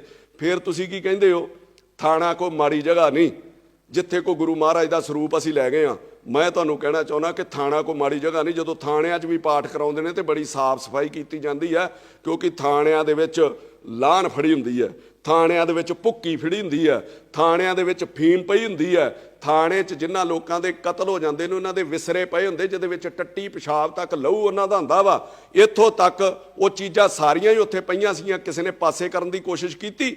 ਦੂਜੇ ਪਾਸੇ ਆ ਜਾਓ, ਪੁਲਿਸ ਵਾਲਾ ਜੇ ਗੁਰਦੁਆਰੇ ਦੇ ਵਿੱਚ ਜੁੱਤੀ ਤੇ ਦੂਰ ਬੈਲਟ ਲਾ ਕੇ ਵੀ ਚਲੇ ਜਾਵੇ ਤੇ ਆਪਾਂ ਰੌਲਾ ਪਾ ਦਿੰਦੇ ਵੀ ਬੇਅਦਬੀ ਹੋ ਗਈ, ਬੇਅਦਬੀ ਹੋ ਗਈ, ਤੇ ਆਪਾਂ ਗੁਰਦੁਆਰਾ ਸਾਹਿਬ ਹੀ ਚੁੱਕ ਕੇ ਥਾਣੇ ਦੇ ਵਿੱਚ ਲੈ ਗਏ ਆ। ਕੀ ਤੁਸੀਂ ਇਹ ਬਿਲਕੁਲ ਮਤਲਬ ਠੀਕ ਕੀਤਾ? ਫਿਰ ਤੁਸੀਂ ਆਪਣੀ ਗਲਤੀ ਨੂੰ ਲੁਕਾਉਣ ਲਈ ਤਰਕ ਆਪਣੀ ਮਰਜ਼ੀ ਦੇ ਅਨੁਸਾਰ ਦੇ ਰਹੇ ਹੋ ਕਿ ਰਾਜੇ ਮਹਾਰਾਜੇ ਵੀ, ਫੌਜਾਂ ਵੀ ਜੰਗ ਦੇ ਅੱਗੇ ਜਿਹੜੇ ਉਹ ਗੁਰੂ ਮਹਾਰਾਜ ਦੇ ਸਰੂਪ ਲੈ ਕੇ ਜਾਂਦੀਆਂ ਸੀਗੀਆਂ। ਅੰਮ੍ਰਿਤਪਾਲ ਜੀ, ਰਾਜੇ ਮਹਾਰਾਜੇ ਜਿਹੜੇ ਗੁਰੂ ਮਹਾਰਾਜ ਦਾ ਸਰੂਪ ਖੜਦੇ ਸੀਗੇ ਫੌਜੀ ਜੰਗਾਂ ਦੇ ਵਿੱਚ, ਉਹ ਮਹਾਰਾਜ ਦਾ ਓਟ ਆਸਰਾ ਲੈਣ ਲਈ ਖੜਦੇ ਸੀ ਤੇ ਇੱਕ ਜਗ੍ਹਾ ਤੇ ਸੁਸ਼ੋਭਿਤ ਕੀਤਾ ਜਾਂਦਾ ਸੀਗਾ, ਨਾ ਕਿ ਗੁਰੂ ਮਹਾਰਾਜ ਦਾ ਸਰੂਪ ਜਿਹੜਾ ਬਾਰਡਰ ਵਾਲੀ ਤਾਰ ਦੇ ਕੰਢੇ ਲਈ ਫਿਰਦੇ ਸੀ ਜਿੱਥੇ ਗੋਲੀਆਂ ਚੱਲਦੀਆਂ ਸੀਗੀਆਂ, ਜਾਂ ਕੋਈ ਤੋਪ ਦੇ ਅੱਗੇ ਰੱਖ ਦਿੰਦੇ ਸੀ ਕਿ ਜਿੱਥੇ ਤੋਪਾਂ ਡਿੱਗਣੀਆਂ ਤੇ ਗੋਲੀਆਂ ਆਉਣੀਆਂ ਸੀਗੀਆਂ। ਉਹ ਇੱਕ ਜਗ੍ਹਾ ਤੇ ਸੁਸ਼ੋਭਿਤ ਕਰਕੇ ਉੱਥੇ ਮੱਥਾ ਟੇਕ ਕੇ ਓਟ ਆਸਰਾ ਲੈ ਕੇ ਤੇ ਉਹ ਫਿਰ ਜਾਂਦੇ ਸੀਗੇ। ਫਿਰ ਆਪਾਂ ਤਰੱਕੀ ਦਿੰਨੇ ਆ ਸੰਤਾਂ ਮਹਾਂਪੁਰਸ਼ਾਂ ਦੇ ਨਾਂ ਦਾ ਕਿ ਸੰਤ ਕਰਤਾਰ ਸਿੰਘ ਭਿੰਡਰਾਲਿਆਂ ਨੇ 37 ਨਗਰ ਕੀਰਤਨ ਐਮਰਜੈਂਸੀ 'ਚ ਕੱਢੇ। ਮੈਂ ਤੁਹਾਨੂੰ ਪੁੱਛਣਾ ਚਾਹੁੰਦਾ ਕਿ ਇਹ ਨਗਰ ਕੀਰਤਨ ਸੀਗਾ? ਉਹਨਾਂ ਨੇ ਜੇ ਨਗਰ ਕੀਰਤਨ ਕੱਢੇ ਹੋਣਗੇ ਤੇ ਕੋਈ ਬੰਦੇ ਛਡਾਉਣ ਲਈ ਨਹੀਂ ਕੱਢੇ, ਕੋਈ ਪਰਚੇ ਰੱਦ ਕਰਾਉਣ ਲਈ ਨਗਰ ਕੀਰਤਨ ਨਹੀਂ ਕੱਢੇ ਗਏ, ਕੋਈ ਨਿੱਜੀ ਮਫਾਦਾਂ ਲਈ ਨਗਰ ਕੀਰਤਨ ਨਹੀਂ ਕੱਢੇ ਗਏ। ਫਿਰ ਆਪਾਂ ਹਵਾਲਾ ਦਿੰਨੇ ਆ ਕਿਸਾਨ ਅੰਦੋਲਨ ਦੇ ਵਿੱਚ ਗੁਰੂ ਮਹਾਰਾਜ ਦਾ ਸਰੂਪ ਜਿਹੜਾ ਉੱਥੇ ਰੱਖਿਆ ਗਿਆ ਸੀਗਾ। ਮੈਂ ਤੁਹਾਨੂੰ ਦੱਸ ਦਿੰਦਾ, ਮੇਰਾ ਖਿਆਲ ਉਦੋਂ ਤੇ ਤੁਸੀਂ ਦੁਬਈਓਂ ਵੀ ਨਹੀਂ ਸੀ ਆਏ ਜਦੋਂ ਕਿਸਾਨ ਅੰਦੋਲਨ ਤੁਰਿਆ, ਪੰਜਾਬ ਦੇ ਵਿੱਚੋਂ ਗਿਆ, ਪੰਜਾਬ ਭਰ ਕੇ ਲੋਕ ਉਹਦੇ ਵਿੱਚ ਗਏ ਆ। ਜਦੋਂ ਬੈਰੀਕੇਡ ਤੋੜਦੇ ਗਏ ਉਦੋਂ ਗੁਰੂ ਮਹਾਰਾਜ ਦਾ ਸਰੂਪ ਨਹੀਂ ਲੈ ਕੇ ਗਏ। ਜਦੋਂ ਉੱਥੇ ਬਹੁ ਗਿਣਤੀ ਵਿੱਚ ਪਹੁੰਚ ਗਏ ਆ, ਜਦੋਂ ਉੱਥੇ ਉਹਨਾਂ ਨੂੰ ਪਤਾ ਸੀਗਾ ਕਿ ਲੰਮਾ ਸਮਾਂ ਇੱਥੇ ਰਹਿਣਾ ਵਾ, ਤੇ ਫਿਰ ਗੁਰੂ ਮਹਾਰਾਜ ਦਾ ਜਿਹੜਾ ਸਰੂਪ ਆ ਉੱਥੇ ਸੁਸ਼ੋਭਿਤ ਕੀਤਾ ਗਿਆ। ਤੇ ਜਿਹੜੇ ਸਿੱਖ ਸੀਗੇ, ਜਿਹੜੇ ਗੁਰੂ ਨੂੰ ਮੰਨਣ ਵਾਲੇ ਲੋਕ, ਸਾਰੇ ਗੁਰੂ ਨੂੰ ਮੰਨਣ ਵਾਲੇ ਸੀ, ਕਈਆਂ ਦੀ ਰੋਜ਼ ਦੀ ਸ਼ਰਧਾ ਹੁੰਦੀ ਆ, ਉਹਨਾਂ ਕਰਕੇ ਉਹ ਰੋਜ਼ ਉੱਥੇ ਉਹ ਮੱਥਾ ਟੇਕਦੇ ਸੀਗੇ ਤੇ ਗੁਰੂ ਮਹਾਰਾਜ ਦਾ ਓਟ ਆਸਰਾ ਲੈ ਕੇ ਚੱਲਦੇ ਸੀਗੇ ਔਰ ਮੋਰਚਾ ਵੀ ਫਤਿਹ ਕਰਕੇ ਆਏ। ਅੱਗੇ ਆਓ, ਤੁਸੀਂ ਜੀਰਾ ਫੈਕਟਰੀ ਦਾ ਹਵਾਲਾ ਦਿੱਤਾ ਕਿ ਜੀਰਾ ਫੈਕਟਰੀ ਦੇ ਵਿੱਚ ਪਹਿਲੇ ਦਿਨ ਹੀ ਗੁਰੂ ਮਹਾਰਾਜ ਦਾ ਸਰੂਪ ਅੱਗੇ ਲਾ ਲਿਆ ਗਿਆ ਸੀਗਾ। 3-4 ਵਾਰੀ ਡਾਂਗਾ ਖਾਧੀਆਂ ਲੋਕਾਂ ਨੇ ਉੱਥੇ। ਉਸ ਤੋਂ ਬਾਅਦ ਜਦੋਂ ਪੱਕਾ ਮੋਰਚਾ ਲੱਗਾ, ਫਿਰ ਜੀਰੇ ਦੇ ਵਿੱਚ ਗੁਰੂ ਮਹਾਰਾਜ ਦਾ ਜਿਹੜਾ ਸਰੂਪ ਉਹ ਸੁਸ਼ੋਭਿਤ ਕੀਤਾ ਗਿਆ। ਇਹਨਾਂ ਚੀਜ਼ਾਂ ਦੇ ਨਾਲ ਤੁਲਨਾ ਨਾ ਕਰੋ ਤੇ ਨਾ ਹੀ ਝੂਠੇ ਜਿਹੜੇ ਉਹ ਤਰਕ ਦਿਓ। ਹਾਂ, ਜੇ ਤੁਹਾਡੇ ਕੋਲੋਂ ਗਲਤੀ ਹੋਈ ਆ, ਵੱਡਿਆਂ ਵੱਡਿਆਂ ਕੋਲ ਹੁੰਦੀ ਆ, ਸਾਡੇ ਕੋਲੋਂ ਵੀ ਹੁੰਦੀ, ਅਸੀਂ ਤੇ ਛੋਟੇ ਜਿਹੇ ਆ, ਔਰ ਗਲਤੀ ਨੂੰ ਮੰਨ ਲੈਣਾ ਚਾਹੀਦਾ ਔਰ ਸੰਗਤ ਤੁਹਾਨੂੰ ਪ੍ਰਵਾਨ ਵੀ ਕਰੂਗੀ। ਜੇ ਤੁਸੀਂ ਗੁਰੂ ਮਹਾਰਾਜ ਦਾ ਓਟ ਆਸਰਾ ਲੈਣ ਦੀ ਗੱਲ ਕਰਦੇ ਹੋ, ਤੁਸੀਂ ਗੁਰੂ ਮਹਾਰਾਜ ਦਾ ਓਟ ਆਸਰਾ ਹੀ ਲੈਣਾ ਸੀਗਾ ਤੇ ਫਿਰ ਗੁਰਦੁਆਰਾ ਸਾਹਿਬ ਤੇ ਅਜਨਾਲੇ ਵੀ ਹੈਗਾ ਸੀਗਾ, ਉੱਥੇ ਹੀ ਅਰਦਾਸ ਜਿਹੜੀ ਬੇਨਤੀ ਕਰ ਲੈਂਦੇ। ਟਕਸਾਲ ਦੇ ਵਿੱਚ ਵੀ ਗੁਰੂ ਮਹਾਰਾਜ ਦਾ ਸਰੂਪ ਸੀਗਾ, ਉੱਥੇ ਤੁਸੀਂ ਆਪਣੀ ਅਰਦਾਸ ਬੇਨਤੀ ਕਰ ਲੈਂਦੇ। ਕਿ ਉੱਥੇ ਗੁਰੂ ਮਹਾਰਾਜ ਦੇ ਸਰੂਪ ਸੇਮ ਨਹੀਂ ਗੇ? ਜਿਹੜਾ ਮਤਲਬ ਜਿਹੜੇ ਗੁਰੂ ਮਹਾਰਾਜ ਦਾ ਸਰੂਪ ਤੁਹਾਡੇ ਨਾਲ ਪਾਲਕੀ ਦੇ ਵਿੱਚ ਸੀਗਾ, ਉਹਦੇ ਵਿੱਚ ਕੋਈ ਵੱਖਰੀ ਬਾਣੀ ਤੇ ਹੈ ਨਹੀਂ ਕਿ ਆਪਣੇ ਨਾਲ ਨਾਲ ਸਿਰਫ ਇਹੀ ਮਹਾਰਾਜ ਦਾ ਸਰੂਪ ਚੱਲਣਾ ਚਾਹੀਦਾ? ਸਰੂਪ ਤੇ ਇੱਕ ਹੀ ਹੈ ਨਾ ਯਾਰ। ਫਿਰ ਜੇ ਭਰਾਵਾ ਤੂੰ ਸੱਚਾ ਸਿੱਖ ਸੀਗਾ, ਫਿਰ ਤੂੰ ਪੁਲਿਸ ਨੂੰ ਕਹਿੰਦਾ ਕਿ ਯਾਰ ਆਹ ਮੇਰੇ ਨਾਲ ਗੁਰੂ ਮਹਾਰਾਜ ਦਾ ਸਰੂਪ ਹੈ, ਇਹਨੂੰ ਮੈਨੂੰ ਗੁਰਦੁਆਰਾ ਸਾਹਿਬ ਜਾਂ ਟਕਸਾਲ ਦੇ ਵਿੱਚ ਸੁਸ਼ੋਭਿਤ ਕਰ ਆਉਣ ਦਿਓ, ਤੇ ਫਿਰ ਆਪਾਂ ਦੋ ਹੱਥ ਕਰ ਲੈਂਦੇ ਆ, ਫਿਰ ਆਪਾਂ ਲੜ ਲੈਂਦੇ ਆ, ਤੇ ਫਿਰ ਆਪਾਂ ਨੂੰ ਵੀ ਪਤਾ ਹੋਣਾ ਸੀਗਾ ਵੀ ਕੀ ਹਾਲਾਤ ਬਣਨੇ ਸੀਗੇ ਤੇ ਕੀ ਉੱਥੇ ਹਸ਼ਰ ਹੋਣਾ ਸੀਗਾ। ਇਹ ਤਰਕ ਕੋ ਚੰਗੇ ਨਹੀਂ। ਕੱਲ ਨੂੰ ਕੋਈ ਗੈਂਗਸਟਰ, ਰੇਪਿਸਟ ਗੁਰੂ ਮਹਾਰਾਜ ਦਾ ਸਰੂਪ ਰੱਖ ਕੇ ਗੱਡੀ ਦੇ ਵਿੱਚ ਉਹ ਸੂਬਾ ਛੱਡਣ ਦੀ ਤਿਆਰੀ ਕਰ ਲੂਗਾ, ਪੁਲਿਸ ਨੂੰ ਪਤਾ ਹੋਊਗਾ ਤੇ ਪੁਲਿਸ ਨੂੰ ਹੱਥ ਵੀ ਨਹੀਂ ਪਾ ਸਕਦੀ। ਇਹੋ ਜਿਹਾ ਤਰੀਕਾ ਤੁਸੀਂ ਲੋਕਾਂ ਨੂੰ ਕੀ ਸੇਧ ਦੇ ਰਹੇ ਹੋ ਯਾਰ? ਕੱਲ ਨੂੰ ਮੰਨ ਲਓ ਮੇਰੇ ਘਰ, ਕਿਸੇ ਦੇ ਘਰ ਵੀ ਕੋਈ ਬੰਦਾ ਲੜਨ ਆ ਜਾਂਦਾ, ਕਿਸੇ ਨੂੰ ਮਾਰਨ ਆ ਜਾਂਦਾ, ਤੇ ਕਦੀ ਕੋਈ ਆਪਣੇ ਪਿਓ ਨੂੰ ਵੀ ਅੱਗੇ ਕਰਦਾ ਵੀ ਇਹ ਪਹਿਲਾਂ ਮੇਰੇ ਪਿਓ ਨੂੰ ਗੋਲੀ ਵੱਜ ਜਾਵੇ, ਜਾਂ ਪਹਿਲਾਂ ਮੇਰੇ ਪਿਓ ਨੂੰ ਕੁੱਟ ਲਓ, ਜਾਂ ਇਹਦੇ ਗਲ ਪੈ ਜਾਓ। ਇਹ ਗੁਰੂ ਮਹਾਰਾਜ ਦਾ ਸਤਿਕਾਰ ਨਹੀਂ ਹੈ, ਇਹ ਬਾਪ ਦਾ ਸਤਿਕਾਰ ਨਹੀਂ ਹੈ, ਇਹ ਬੁਜ਼ਦਿਲੀ ਹੁੰਦੀ ਹੈ। ਫਰਕ ਸਿਰਫ ਇਹ ਹੈ ਕਿ ਲੋਕ ਤੁਹਾਡੇ ਨਾਲ ਜਿਹੜੀ ਗੁਰੂ ਸਾਹਿਬ ਦੀ ਪਾਲਕੀ ਚੱਲਦੀ ਸੀਗੀ, ਤੁਹਾਨੂੰ ਗਲਤਫਹਿਮੀ ਹੈ ਤੈਨੂੰ ਭਰਾਵਾ, ਜਿਹੜੀ ਪਾਲਕੀ ਚੱਲਦੀ ਸੀ ਲੋਕ ਉਹਦਾ ਸਤਿਕਾਰ ਕਰ ਰਹੇ ਸੀਗੇ, ਲੋਕ ਉਹਦੇ ਅੱਗੇ ਆਪਣਾ ਜਿਹੜਾ ਸਿਰ ਨਵਾ ਰਹੇ ਸੀਗੇ। ਤੇ ਜਿਹਦੇ ਹੰਕਾਰ 'ਚ ਤੂੰ ਇਹ ਸਮਝ ਲਿਆ ਕਿ ਲੋਕ ਮੇਰੇ ਅੱਗੇ ਸਿਰ ਨਵਾ ਰਹੇ ਨੇ ਤੇ ਪੁਲਿਸ ਮੇਰੇ ਕੋਲੋਂ ਡਰ ਗਈ ਆ, ਇਹੋ ਜਿਹੀ ਕੋਈ ਡਰਨ ਵਾਲੀ ਗੱਲ ਨਹੀਂ ਹੈਗੀ। ਜਦੋਂ ਭਜਦਿਆਂ ਨੂੰ ਵਾਹਣ ਇੱਕੋ ਜਿਹੇ ਨੇ, ਜਦੋਂ ਤੁਸੀਂ ਕਿਸੇ ਦੇ ਥਾਣੇ ਦੇ ਉੱਤੇ ਹੀ ਪੈ ਗਏ ਤੇ ਉਹਨਾਂ ਕੋਲ ਲਿਹਾਜ਼ ਥੋੜੀ ਕਰਨਾ ਸੀਗਾ। ਫਿਰ ਹੰਕਾਰ ਆਪਣੇ ਵਿੱਚ ਕਿੰਨਾ ਕੁੱਟ-ਕੁੱਟ ਕੇ ਭਰਿਆ। ਮੈਂ ਤੁਹਾਡੀਆਂ ਕਈ ਬਾਈਟ ਸੁਣਦਾ ਪੱਤਰਕਾਰਾਂ ਨੂੰ, ਹੈਂ ਕਰਕੇ ਆਪਾਂ ਗੱਲਾਂ ਕਰਦੇ ਹਾਂ, ਮਾਈਕ ਮੇਰੇ ਦੰਦਾਂ ਤੇ ਨਾ ਮਾਰ ਦਿਓ। ਮੈਂ ਤੈਨੂੰ ਪੱਤਰਕਾਰਾਂ ਬਾਰੇ ਦੱਸਾਂ, ਤੇਰੇ ਮੇਰੇ ਵਰਗੇ ਕਈ ਆਏ ਨਾ ਹੰਢਾ ਕੇ ਉਹ ਸੁੱਟਤੇ ਤੇ ਮੁੜ ਕੇ ਉਹਨਾਂ ਦਾ ਪਤਾ ਵੀ ਨਹੀਂ ਲੱਗਦਾ। ਤੁਸੀਂ ਉਦੋਂ ਵੀ ਕਿਹਾ ਵੀ ਮਾਈਕ ਮੇਰੇ ਦੰਦਾਂ ਨੂੰ ਨਾ ਮਾਰਿਓ। ਇਹ ਸ਼ੋਭਾ ਦਿੰਦੀਆਂ ਏਡੇ ਏਡੇ ਵੱਡੇ ਕੌਮ ਦੇ ਆਗੂ ਨੂੰ ਇਹ ਗੱਲਾਂ। ਕੱਲ ਤੁਹਾਨੂੰ ਇੱਕ ਪੱਤਰਕਾਰ ਨੇ ਪੁੱਛਿਆ ਕਿ ਪੁਲਿਸ ਵਾਲੇ ਵੀ ਜ਼ਖਮੀ ਹੋਏ ਨੇ, ਕੀ ਉਹਨਾਂ ਦਾ ਪਤਾ ਲੈਣ ਜਾਓਗੇ? ਤੇ ਹੰਕਾਰ ਆਪਣੇ ਸਿਰ ਤੇ ਚੜ ਕੇ ਬੋਲਦਾ ਸੀਗਾ, ਹਾਂ ਮੈਂ ਜਾਊਂਗਾ, ਟਾਈਮ ਲੱਗੂਗਾ ਮੈਨੂੰ ਪਤਾ ਕਰਨ, ਕਿਤੇ ਉਹ ਭੱਜ ਹੀ ਨਾ ਜਾਣ ਵੀ ਇੱਧਰ ਨੂੰ ਫੇਰ ਆ ਗਿਆ ਵਾ। ਆਹ ਹੰਕਾਰ ਹੈ ਯਾਰ ਤੁਹਾਡੇ ਅੱਗੇ, ਆਹ ਹੰਕਾਰ ਹੈ ਤੁਹਾਡੇ ਮਨ ਦੇ ਵਿੱਚ। ਮੈਂ ਤੁਹਾਨੂੰ ਕਹਿੰਦਾ ਉਹ ਤੁਹਾਡੇ ਅੱਗੇ ਨਹੀਂ ਭੱਜੇ, ਉਹ ਗੁਰੂ ਮਹਾਰਾਜ ਦੇ ਅੱਗੇ ਭੱਜੇ ਆ, ਗੁਰੂ ਮਹਾਰਾਜ ਦੇ ਡਰ ਤੋਂ ਭੱਜੇ ਆ, ਗੁਰੂ ਮਹਾਰਾਜ ਦੇ ਭੈ ਤੋਂ ਭੱਜੇ ਆ, ਗੁਰੂ ਮਹਾਰਾਜ ਦੀ ਸ਼ਰਧਾ ਤੋਂ ਭੱਜੇ ਆ। ਫਿਰ ਤੁਸੀਂ ਕੀ ਕਹਿੰਦੇ ਹੋ ਬਾਰ-ਬਾਰ? ਰੋਜ਼ ਹੀ ਤੁਹਾਨੂੰ ਸੁਣੀਦਾ ਕਿ ਅਸੀਂ ਗੁਲਾਮ ਆ। ਇਹ ਕਿਹੜੀ ਗੁਲਾਮੀ ਹੈ ਯਾਰ? ਇੱਕ ਐਸਪੀ ਦਾ ਸਿਰ ਪਾੜ ਦਿਓ, ਪੁਲਿਸ ਵਾਲਿਆਂ ਦੀਆਂ ਪੱਗਾਂ ਲਾਹ ਦਿੱਤੀਆਂ, ਉਹਨਾਂ ਨੂੰ ਕਿਰਪਾਨਾਂ ਲੈ ਕੇ ਪੈ ਗਏ, ਥਾਣੇ ਦੇ ਉੱਤੇ ਕਬਜ਼ਾ ਕਰ ਲਿਆ, ਐਸਐਸਪੀ ਨਾਲ ਤੁਸੀਂ ਮੀਟਿੰਗ ਕਰ ਰਹੇ ਹੋ ਤੇ ਉਹਦੇ ਸਿਰ ਦੇ ਉੱਤੇ ਹਥਿਆਰਾਂ ਦੀ ਛਾਂ ਕਰਕੇ ਬੈਠੇ ਹੋ। ਇਹ ਕਿਹੋ ਜਿਹੀ ਗੁਲਾਮੀ ਹੈ ਯਾਰ? ਮੈਨੂੰ ਤੇ ਸਮਝ ਨਹੀਂ ਆਈ ਵੀ ਹੋਰ ਵੀ ਕਿਸੇ ਮੁਲਕ ਦੇ ਵਿੱਚ ਇਸ ਤਰ੍ਹਾਂ ਹੁੰਦਾ ਵਾ। ਤੇ ਮੈਨੂੰ ਹੈਰਾਨੀ ਪੁਲਿਸ ਤੇ ਵੀ ਆਉਂਦੀ ਹੈ ਤੇ ਨਮੋਸ਼ੀ ਵੀ ਆਉਂਦੀ ਹੈ ਕਿ ਪੰਜਾਬ ਦੇ ਵਿੱਚ ਆਮ ਬੰਦੇ ਦੀ ਜਾਂ ਗਰੀਬ ਦੀ ਫੇਸਬੁੱਕ ਦੇ ਉੱਤੇ ਕਿਤੇ ਨਕਲੀ ਹਥਿਆਰ ਨਾਲ ਵੀ ਫੋਟੋ ਆ ਜਾਂਦੀ ਸੀ ਤੇ ਉਹਦੇ ਉੱਤੇ ਝੱਟ ਜਿਹੜਾ ਉਹ ਪਰਚਾ ਦਰਜ ਕੀਤਾ ਜਾਂਦਾ ਸੀਗਾ। ਇੱਥੇ ਐਸਐਸਪੀ ਦੇ ਸਿਰ ਦੇ ਉੱਤੇ ਬੰਦੂਕਾਂ ਲਹਿਰਾਈਆਂ ਜਾ ਰਹੀਆਂ, ਐਸਐਸਪੀ ਦੇ ਸਿਰ ਦੇ ਉੱਤੇ ਬੰਦੂਕਾਂ ਦੀ ਛਾਂ ਕੀਤੀ ਆ ਤੇ ਕੋਈ ਪਰਚਾ ਹੀ ਨਹੀਂ ਦਿੱਤਾ, ਤੇ ਸਗੋਂ ਪਹਿਲੇ ਪਰਚੇ ਵੀ ਰੱਦ ਕਰਨ ਦੀਆਂ ਉੱਥੇ ਪ੍ਰੈਸ ਦੇ ਵਿੱਚ ਅਨਾਉਂਸਮੈਂਟ ਕੀਤੀਆਂ ਜਾ ਰਹੀਆਂ ਵਾ। ਇਹ ਧਮਕੀਆਂ ਉੱਤੋਂ ਧਮਕੀਆਂ ਲਾਈਆਂ ਜਾ ਰਹੀਆਂ ਕਿ ਜਿਨ੍ਹਾਂ ਨੇ ਸੱਟਾਂ ਲਾਈਆਂ ਜਾਂ ਜਿਨ੍ਹਾਂ ਨੂੰ ਲੱਗੀਆਂ, ਜੇ ਸਾਡੇ ਉੱਤੇ ਦੁਬਾਰਾ ਪਰਚਾ ਦਰਜ ਕਰਕੇ ਵਿਖਾਇਓ, ਅਸੀਂ ਦੁਬਾਰਾ ਇਹੋ ਜਿਹਾ ਕੰਮ ਕਰਾਂਗੇ। ਇਹ ਕਿਹੋ ਜਿਹੀ ਗੁਲਾਮੀ ਆ ਅੰਮ੍ਰਿਤਪਾਲ ਸਿੰਘ? ਇਹਨੂੰ ਗੁਲਾਮੀ ਕਹਿੰਦੇ ਆ ਯਾਰ। ਸੋ ਮੇਰੀ ਤੈਨੂੰ ਬੇਨਤੀ ਹੈ ਕਿ ਪ੍ਰਮਾਤਮਾ ਤੈਨੂੰ ਅਕਲ ਵੀ ਦੇਵੇ, ਤੂੰ ਵੀ ਥੋੜਾ ਜਿਹਾ ਅਕਲ ਤੋਂ ਕੰਮ ਲੈ। ਔਰ ਪੰਜਾਬ ਦੇ ਹੋਰ ਮੁੱਦਿਆਂ ਲਈ ਬੜੇ ਧਰਨੇ ਲਾਉਣ ਦੀ ਲੋੜ ਹੈ। ਪੰਜਾਬ ਦੇ ਵਿੱਚ ਕੁਝ ਨਹੀਂ ਹੈਗਾ, ਇਹਦਾ ਲੱਕ ਟੁੱਟਾ ਪਿਆ ਵਾ। ਪੰਜਾਬ 'ਚ ਬਹੁਤ ਸਾਰੇ ਮੁੱਦੇ ਇਹੋ ਜਿਹੇ ਨੇ, ਹੋਰ ਬਹੁਤ ਸਾਰੇ ਲੋਕਾਂ ਦੇ ਉੱਤੇ ਜਾਲੀ ਪਰਚੇ ਦਿੱਤੇ ਜਾਂਦੇ ਨੇ ਅਮੀਰਾਂ ਵੱਲੋਂ, ਸਰਕਾਰਾਂ ਵੱਲੋਂ। ਆਪਾਂ ਉਹਨਾਂ ਦੀ ਲੜਾਈ ਜਿਹੜੀ ਲੜਨ ਦੀ ਕੋਸ਼ਿਸ਼ ਕਰਨੀ ਚਾਹੀਦੀ ਸੀਗੀ। ਸੋ ਆਪਣੇ ਆਪ ਕੋਈ ਹੌਸਲੇ ਤੋਂ ਕੰਮ ਲਓ। ਜੇ ਲੋਕਾਂ ਨੇ ਤੁਹਾਨੂੰ ਸ਼ੋਭਾ ਦਿੱਤੀ, ਏਡੀ ਛੋਟੀ ਉਮਰ ਦੇ ਵਿੱਚ ਤੁਹਾਨੂੰ ਆਗੂ ਮੰਨਿਆ, ਤੇ ਫਿਰ ਕੌਮ ਦੇ ਤੇ ਪੰਜਾਬ ਦੇ ਭਲੇ ਲਈ ਆਪਾਂ ਕੰਮ ਕਰੀਏ। ਜੇ ਦੂਜੀ ਚੀਜ਼ ਮੈਂ ਸਰਕਾਰ ਨੂੰ ਤੇ ਪੁਲਿਸ ਨੂੰ ਵੀ ਇਹ ਸਲਾਹ ਦੇਣਾ ਚਾਹੁੰਦਾ ਕਿ ਇਸ ਘਟਨਾਕ੍ਰਮ ਦੇ ਵਿੱਚ ਪੁਲਿਸ ਨੇ ਜੋ ਭੂਮਿਕਾ ਨਿਭਾਈ ਆ ਉਹ ਬਹੁਤ ਵਧੀਆ ਸੀਗੀ। ਡੀਜੀ ਨੇ ਵਧੀਆ ਜਿਹੜਾ ਗਾਈਡ ਕੀਤਾ ਆਪਣੀ ਫੋਰਸ ਨੂੰ, ਪਰ ਇਹਦੇ ਨਾਲ ਜੋ ਸੂਬੇ ਦਾ ਨੁਕਸਾਨ ਹੋਇਆ, ਅਮਨ ਸ਼ਾਂਤੀ ਦਾ, ਇਨਵੈਸਟਮੈਂਟ ਦਾ, ਉਹਨੂੰ ਪੂਰਾ ਕਰਨ ਦੀ ਜ਼ਿੰਮੇਵਾਰੀ ਵੀ ਡੀਜੀ ਦੀ ਤੇ ਪੰਜਾਬ ਸਰਕਾਰ ਦੀ ਬਣਦੀ, ਉਹਦਾ ਫਰਜ਼ ਬਣਦਾ। ਨਹੀਂ ਤੇ ਕੱਲ ਨੂੰ ਇੱਥੇ ਕਿਸੇ ਨੇ ਕੋਈ ਇਨਵੈਸਟ ਨਹੀਂ ਕਰਨਾ। ਇਹ ਨਾ ਹੋਵੇ ਕਿ ਕੱਲ ਤੋਂ ਜੇ ਕਿਸੇ ਨੇ ਕੋਈ ਪਰਚਾ ਦਰਜ ਕਰਾਉਣਾ, ਪੰਜਾਬ ਦੇ ਹਾਲਾਤ ਇਹੋ ਜਿਹੇ ਬਣ ਜਾਣਗੇ, ਜੇ ਕਿਸੇ ਤੇ ਪਰਚਾ ਜਾਲੀ ਦਰਜ ਹੋ ਗਿਆ ਤੇ ਉਹ ਆਪਣੀਆਂ ਇਨਕੁਆਇਰੀਆਂ ਲਾਉਣ ਲਈ ਅੰਮ੍ਰਿਤਪਾਲ ਕੋ ਜਾਇਆ ਕਰਨਗੇ। ਉਹ ਅਫਸਰਾਂ ਨੂੰ ਫੋਨ ਕਰਿਆ ਕਰੂਗਾ ਵੀ ਇਹਨੂੰ ਕੱਢ ਦਿਓ ਤੇ ਇਹਨੂੰ ਪਾ ਦਿਓ। ਤੇ ਜੇ ਕਿਸੇ ਨੇ ਪੰਜਾਬ ਦੇ ਵਿੱਚ ਕੋਈ ਯੂਨਿਟ ਵੀ ਲਾਉਣਾ, ਕੋਈ ਇਨਵੈਸਟ ਵੀ ਕਰਨਾ ਹੈ, ਤੇ ਉਹ ਤੁਹਾਡੇ ਨਾਲੋਂ ਪਹਿਲਾਂ ਉਹਨੂੰ ਅੰਮ੍ਰਿਤਪਾਲ ਕੋਲੋਂ ਐਨਓਸੀ ਜਿਹੜੀ ਲੈਣੀ ਪਿਆ ਕਰੂਗੀ। ਇਹੋ ਜਿਹਾ ਮਾਹੌਲ ਸੂਬੇ ਦੇ ਵਿੱਚ ਨਾ ਕ੍ਰੀਏਟ ਕੀਤਾ ਜਾਵੇ। ਜੋ ਘਾਟਾ ਸੂਬੇ ਨੂੰ ਪਿਆ, ਜੋ ਡਰ ਵਪਾਰੀਆਂ ਦੇ ਮਨ ਤੇ ਜਾਂ ਆਮ ਲੋਕਾਂ ਦੇ ਮਨ ਤੇ ਉੱਤੇ ਫੈਲਿਆ ਜਾਂ ਛਾਇਆ, ਉਹਨੂੰ ਦੂਰ ਕਰਨਾ ਵੀ ਸਰਕਾਰ ਦਾ ਫਰਜ਼ ਹੈ। ਇਹਦੇ ਨਾਲ ਮੈਂ ਉਹਨਾਂ ਲੋਕਾਂ ਨੂੰ ਵੀ ਕਹਿਣਾ ਚਾਹੁੰਦਾ ਜਿਨ੍ਹਾਂ ਨੇ ਡੀਜੀ ਦੇ ਉੱਤੇ ਸਵਾਲ ਚੁੱਕੇ ਨੇ, ਜਿਹੜਾ ਗੌਰਵ ਯਾਦਵ ਦੇ ਉੱਤੇ, ਕਿ ਜਿਹਦੇ ਵਿੱਚ ਉਹ ਕਹਿੰਦੇ ਨੇ ਕਿ ਜੇ ਡੀਜੀ ਦੀਆਂ ਲੱਤਾਂ ਭਾਰ ਨਹੀਂ ਚੱਲਦੀਆਂ। ਵਿਕਰਮ ਮਜੀਠੀਆ ਕਹਿ ਰਹੇ ਸੀ। ਮੈਂ ਮਜੀਠੀਆ ਸਾਹਿਬ ਤੁਹਾਨੂੰ ਵੀ ਇੱਕ ਬੇਨਤੀ ਕਰਦਾ ਕਿ ਪਿਛਲੇ ਦਿਨਾਂ ਤੋਂ ਮੈਂ ਤੁਹਾਨੂੰ ਵੀ ਸੁਣ ਰਿਹਾ, ਵਧੀਆ ਬੋਲ ਰਹੇ ਹੋ ਪੰਜਾਬ ਦੇ ਮੁੱਦਿਆਂ ਤੇ, ਪਰ ਕਿਤੇ ਨਾ ਕਿਤੇ ਸਿਆਸਤ ਇਹੋ ਜਿਹੇ ਸੈਂਸਿਟਿਵ ਮੁੱਦਿਆਂ ਦੇ ਉੱਤੇ ਛੱਡ ਦੇਣੀ ਚਾਹੀਦੀ ਆ। ਤੁਸੀਂ ਕਹਿ ਰਹੇ ਹੋ ਕਿ ਜੇ ਡੀਜੀ ਦੀਆਂ ਲੱਤਾਂ ਭਾਰ ਨਹੀਂ ਚੱਲਦੀਆਂ ਤੇ ਸਾਨੂੰ 2 ਮਿੰਟ ਦੇ ਦੇਵੇ, ਅਸੀਂ ਬੰਦੇ ਦਾ ਪੁੱਤ ਬਣਾ ਦਿਆਂਗੇ ਜਿਹਨੇ ਦੇਸ਼ ਦਾ ਮਾਹੌਲ ਖਰਾਬ ਕਰਨਾ ਜਾਂ ਜਿਹੜਾ ਦੇਸ਼ ਦਾ ਮਾਹੌਲ ਖਰਾਬ ਕਰੂਗਾ। ਤੇ ਜੇ ਇੰਨਾ ਹੀ ਦਰਦ ਹੈ ਮਜੀਠੀਆ ਸਾਹਿਬ ਤੁਹਾਡੇ ਅੰਦਰ, ਤੇ ਫਿਰ ਡੀਜੀਪੀ ਤੋਂ ਆਰਡਰ ਲੈਣ ਦੀ ਕੀ ਲੋੜ ਹੈ? ਫਿਰ ਜੇ ਹੈਗਾ ਦਮ ਤੇ ਬੰਦੇ ਦਾ ਪੁੱਤ ਬਣਾ ਦਿਓ। 100 ਗਨਮੈਨ ਲੈ ਕੇ ਤੁਸੀਂ ਹੋਟਲਾਂ 'ਚ ਪ੍ਰੈਸ ਕਾਨਫਰੰਸ ਕਰਦੇ ਹੋ ਔਰ ਉੱਥੇ ਕਹਿੰਦੇ ਹੋ ਕਿ ਪਹਿਲੀ ਗੋਲੀ ਮੈਂ ਖਾਊਂਗਾ ਜੇ ਚੱਲੂਗੀ, ਤੇ ਫਿਰ ਆਪਾਂ ਤੁਰੇ ਕਿਉਂ ਨਹੀਂ ਅਜਨਾਲੇ ਵੱਲ ਨੂੰ? ਤੁਸੀਂ ਕੀ ਚਾਹੁੰਦੇ ਸੀਗੇ ਕਿ ਡੀਜੀ ਇਹੋ ਜਿਹਾ ਮਾਹੌਲ ਕ੍ਰੀਏਟ ਕਰਦਾ। ਤੁਹਾਡੇ ਵੇਲੇ ਜਿਸ ਤਰ੍ਹਾਂ ਫਾਇਰਿੰਗ ਕੀਤੀ ਸੀਗੀ, ਪਹਿਲਾਂ ਬੇਅਦਬੀ 84 'ਚ ਹੋਈ, ਫਿਰ ਤੁਹਾਡੇ 2015 'ਚ ਹੋਈ ਤੇ ਤੀਜੀ ਹੁਣ ਹੋ ਜਾਂਦੀ, ਤੇ 15 ਸਾਲ ਆਪਾਂ ਇਸੇ ਦੇ ਉੱਤੇ ਰਾਜਨੀਤੀ ਕਰਦੇ ਵੀ ਸਾਡੇ ਵੇਲੇ ਹੋਈ ਸੀ ਤੇ ਇਹਨਾਂ ਵੇਲੇ ਵੀ, ਤੇ ਉਹਦੇ ਬਦਲੇ ਲੋਕ ਤੁਹਾਨੂੰ ਸੱਤਾ 'ਚ ਲਿਆਉਂਦੇ। ਸੋ ਰਾਜਨੀਤੀ ਇਹਨਾਂ ਮੁੱਦਿਆਂ ਦੇ ਉੱਤੇ ਨਹੀਂ ਕਰਨੀ ਚਾਹੀਦੀ। ਚੰਗੇ ਮੁੱਦਿਆਂ ਤੇ ਬੋਲੋ, ਲੋਕ ਤੁਹਾਡੇ ਨਾਲ ਜੁੜਨਾ ਵੀ ਸ਼ੁਰੂ ਹੋ ਜਾਣਗੇ। ਮੈਂ ਤੁਹਾਨੂੰ ਫਿਰ ਕਹਿਣਾ ਕਿ ਤੁਹਾਡੇ ਇਕੱਲਿਆਂ ਦੀ ਗੱਲ ਨਹੀਂ ਹੈ, ਕਈ ਸ਼ਿਵ ਸੈਨਾ ਵਾਲੇ ਰੋਜ਼ ਡੀਂਗਾ ਮਾਰਦੇ ਨੇ ਕਿ ਦੇਸ਼ ਪ੍ਰੇਮ, ਦੇਸ਼ ਲਈ ਮਰ ਜਾਾਂਗੇ, ਦੇਸ਼ ਲਈ ਜੀ ਪਾਂਗੇ। 40-40 ਗਨਮੈਨ ਸਰਕਾਰ ਨੇ ਤੁਹਾਨੂੰ ਦਿੱਤੇ ਨੇ, ਕਰੋੜਾਂ ਰੁਪਈਆਂ ਦਾ ਖਰਚਾ ਹੁੰਦਾ। ਫਿਰ ਉਧਰ ਨੂੰ ਤੁਰੇ ਕਿਉਂ ਨਹੀਂ? ਫਿਰ ਹਾਂ ਦਾ ਨਾਰਾ ਕਿਉਂ ਨਹੀਂ ਮਾਰਿਆ ਪੰਜਾਬ ਲਈ? ਸੋ ਇਹੋ ਜਿਹੇ ਮੁੱਦਿਆਂ ਦੇ ਉੱਤੇ ਰਾਜਨੀਤੀ ਨਹੀਂ ਕਰਨੀ ਚਾਹੀਦੀ। ਇਹ ਸੈਂਸਿਟਿਵ ਮੁੱਦੇ ਨੇ, ਔਰ ਮੈਂ ਰਹਿ ਨਹੀਂ ਸਕਿਆ ਬਿਮਾਰ ਹੋਣ ਦੇ ਬਾਵਜੂਦ ਵੀ ਮੈਂ ਇਹਦੇ ਤੇ ਬੋਲਣਾ ਜ਼ਰੂਰ ਚਾਹੁੰਦਾ ਸੀਗਾ। ਸੋ ਮੈਂ ਸਾਰਿਆਂ ਨੂੰ ਇਹ ਅਪੀਲ ਕਰਦਾ ਕਿ ਇਹੋ ਜਿਹੇ ਨਾਜ਼ੁਕ ਮੁੱਦਿਆਂ ਦੇ ਉੱਤੇ ਇੱਕ ਦੂਜੇ ਦਾ ਸਾਥ ਜ਼ਰੂਰ ਦੇਣਾ ਚਾਹੀਦਾ। ਅਖੀਰ 'ਚ ਮੈਂ ਇਹ ਕਹਿ ਕੇ ਸਮਾਪਤੀ ਕਰਨ ਲੱਗਾ ਆਪਣੀ ਗੱਲ ਦੀ ਕਿ ਸਾਰਿਆਂ ਨੂੰ ਰੱਬ ਸਮੱਤ ਬਖਸ਼ੇ ਔਰ ਪੰਜਾਬ ਦੇ ਵਿੱਚ ਸ਼ਾਂਤੀ ਜਿਹੜੀ ਉਹ ਬਣੀ ਰਵੇ, ਕਿ ਮੂੰਹ ਆਈ ਬਾਤ ਨਾ ਰਹਿੰਦੀ ਹੈ, ਝੂਠ ਆਖਾਂ ਕੁਝ ਬਚਦਾ ਹੈ, ਸੱਚ ਆਖਾਂ ਭਾਂਬੜ ਮਚਦਾ ਹੈ, ਦੋਹਾਂ ਗੱਲਾਂ ਤੋਂ ਜੀ ਜੱਚਦਾ ਹੈ, ਜੱਚ ਜੀਭਾ ਕਹਿੰਦੀ ਹੈ, ਮੂੰਹ ਆਈ ਬਾਤ ਨਾ ਰਹਿੰਦੀ ਹੈ।